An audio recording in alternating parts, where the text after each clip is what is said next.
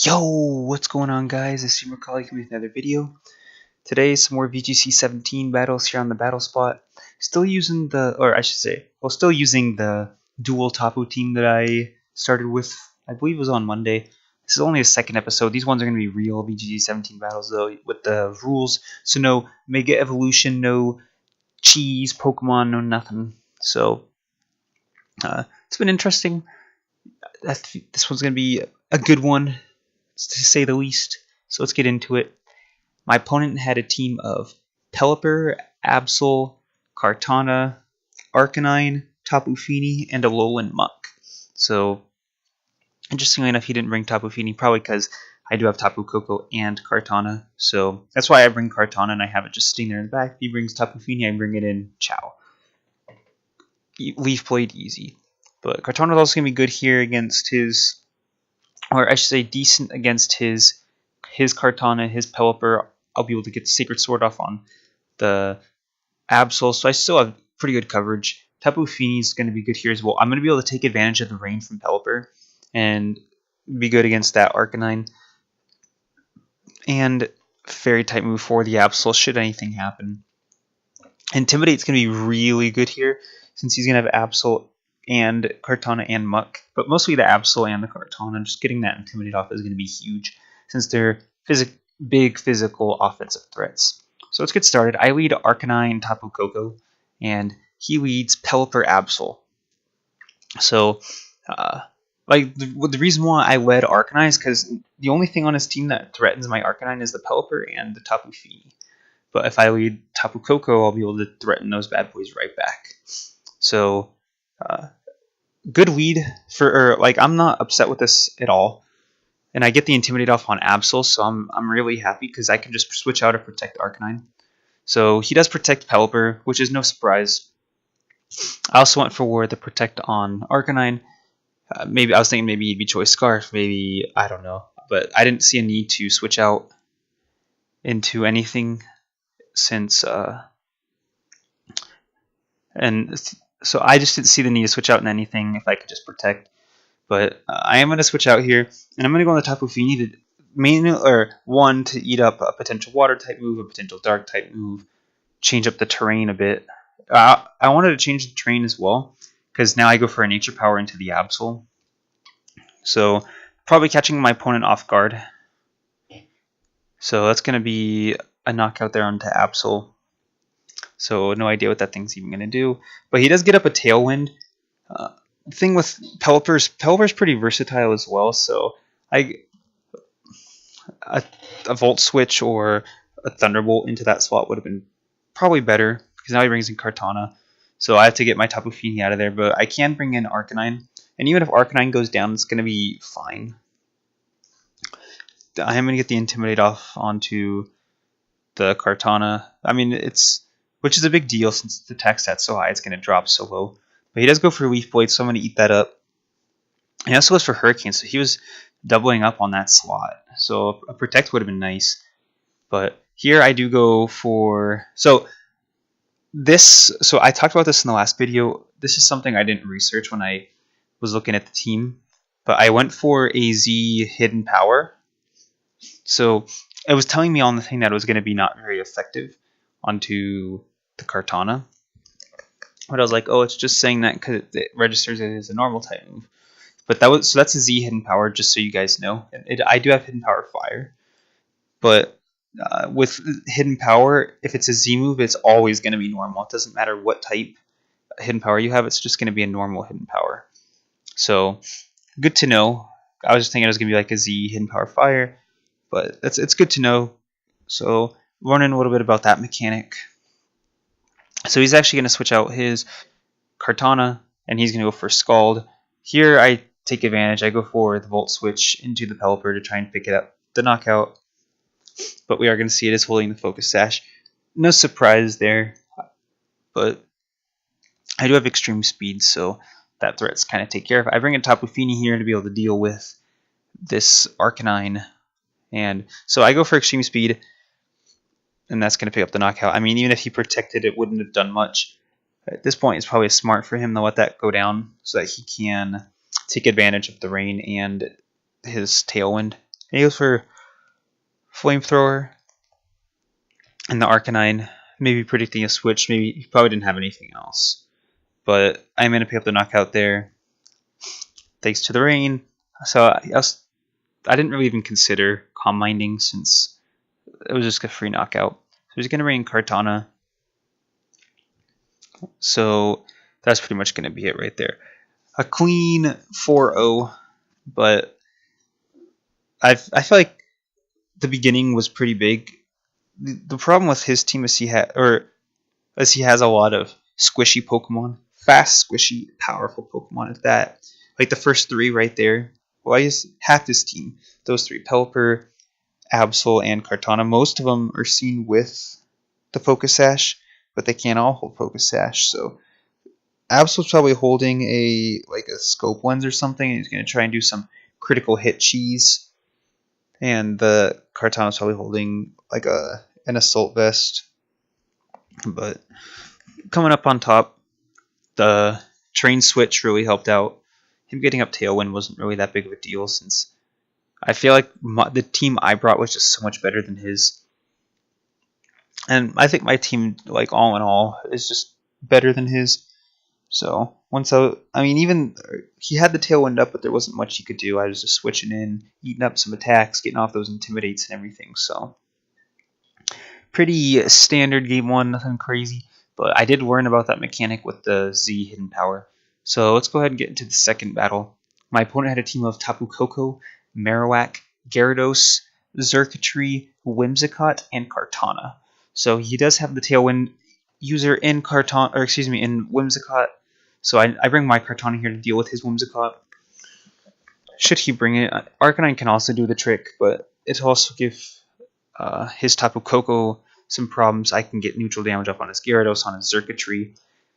I consider bringing Snorlax here because he has high horsepower, which does well against 3 out of the 4 Pokemon he brought. Half of his team. But I was like, I can deal with Marowak well enough with Foul Play from Persian. 2 of them should be able to pick up a knockout. And with Xurkitree and Tapu Koko, Flare Blitz from Arcanine and Leaf Blade or Razor Leaf from Kartana should be just fine to get off stab neutral damage. So I don't see the need, and I'm not going to bring Tapu Fini here when he has 2 electric type Pokemon and a Kartana on his team. So that's why it was a difficult one, but I was like, if I play it well enough, I have good coverage to be able to get off some good damage onto his Pokemon. So he's going to lead Tapu Koko Marowak, and I lead Persian Arcanine. So this is a very, very good lead for me. I was hoping he'd lead Marowak. I'm going to get the Intimidate off. So this Marowak's going to be dealing a lot reduced damage. Plus I'll have Foul Play and Fake Out right from the beginning. So interesting enough, he's actually going to go for a double protect here to start off, which I found interesting. Protecting Tapu Koko makes sense, but Marowak can't get hit by Fake Out, so maybe he was covering both options, Fake Out and Foul Play. But I went for the Foul Play into Marowak and a Flare Blitz, and the Tapu Koko just kind of going for coverage, nothing too crazy. So here, I'm going to switch out Arcanine for Marowak or for Kartana, thinking he'd go in case he had Bone Meringue or something. But I do get a Foul Play off, and I was like, oh wow, only 25%? Well, not very much. And he gets a Dazzling Gleam, so it's going to bring Persian low, but I am going to hang on. So I'm going to go ahead and eat up my, I believe it's a Mago Berry. So many berries on my team. I think 4 out of the 6 Pokemon have berries. And we see Thunderbolt here from Marowak. I'm like, what? This is especially offensive Marowak?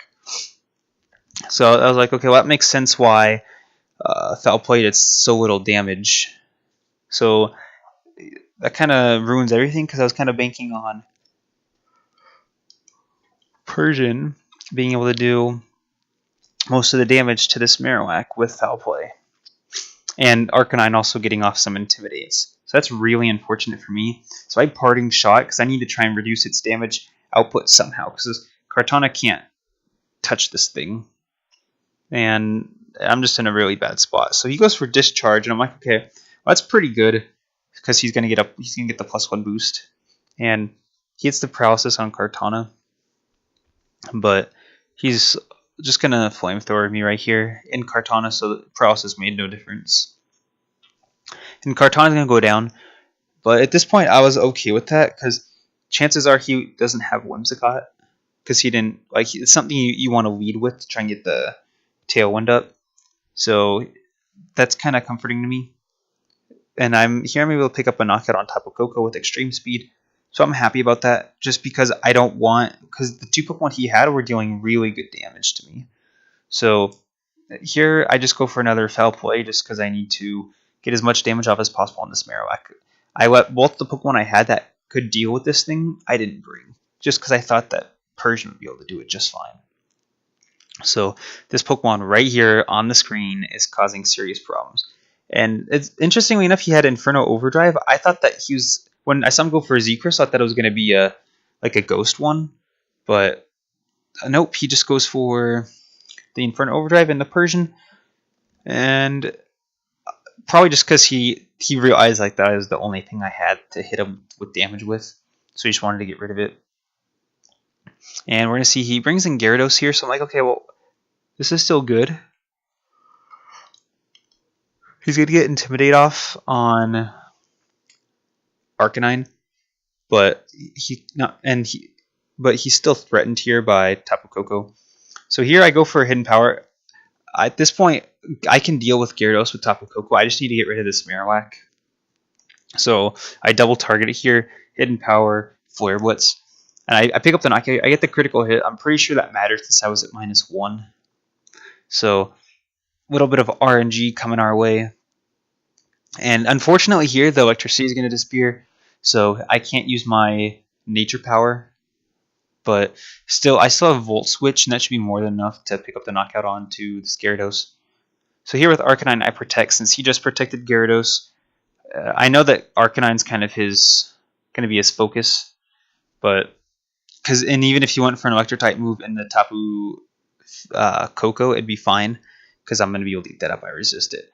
So Volt Switch connects, I'm able to pick up the knockout on Gyarados, and my opponent's going to end up forfeiting there. I wish he didn't, because I went for a Z Nature Power there, and when I was building the team, I didn't look up to see what the base power of Nature Power is, but I just wanted to see and I went for Helping Hand with Arcanine because he's probably going to attack that. Oh, I forgot to mention that Xurkitree was scarfed. I could tell because it moved before my Tapu Koko, so that's probably one of the reasons why he forfeited, just because there was nothing he could do since he was off in the Thunderbolt. So I just wanted to see. I went for Helping Hand, and I was going to do a Z Nature Power. It probably would have been enough to pick up the knockout, but I need to take a look at that. I'll probably take a look at that when I'm done recording, just to see. But there's kind of I wanted to the first battle week I learned about Hidden Power, Z Hidden Power. This one could have been a good learning experience as well if my opponent didn't forfeit. But very interesting with the specially offensive Marowak. And if this was a best of 3, I definitely would have been able to deal with that better. So I think this guy was actually high rated, probably just because he cheeses people with that specially offensive Marowak. But you got to be prepared for everything. Luckily, we got bailed out there, but that's Pokemon for you. So yeah, still going to be coming at you with more from this team. If you guys get any suggestions or any thoughts, let me know. But hopefully we can bring Snorlax into one of these games. Like I said, it's mainly there just for Trick Room, so unless if I see Trick Room or a team that Snorlax is going to do really well against, I'm not going to bring it, just because I have a pretty strong core. So yeah, that's pretty much it. Like I said, if you have any suggestions, let me know. If you want to battle me, also go ahead and let me know. But that's going to be it for this video. Hope you guys enjoyed, and I'll see you guys next time.